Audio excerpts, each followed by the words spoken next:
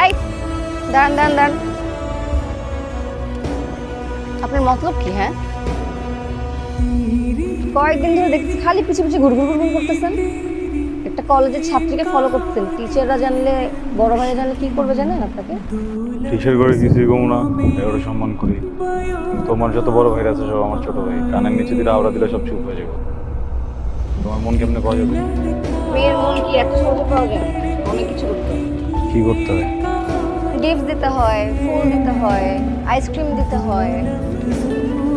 একটা মেয়ে কি এমনি এমনি মাগনা মাগনা পড়ে যায় নাকি? কি মনে করছে? এই কই যান? দোকানে।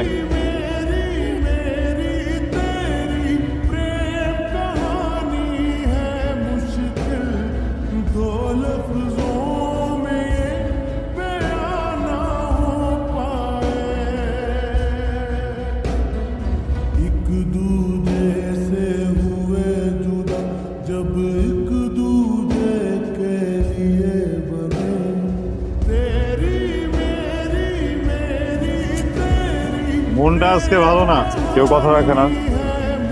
মিথ্যা কথা বলার কি দরকার ছিল? আইসক্রিম দেওয়া লাগে, গিফট দেওয়া লাগে, ফুল দেওয়া লাগে। আইসক্রিম দিলাম, কি সুন্দর নিয়ে খাওয়া শুরু করে দিল। গিফটটা দিলাম, নিলই না। আরে গিফটটা না নিলে আগে বললেই তো হইতো, তাই না? তাহলে তার গিফটটা টাকা খরচ করে কেনা লাগতো না আমার। মনটাই খারাপ করে দিচ্ছে।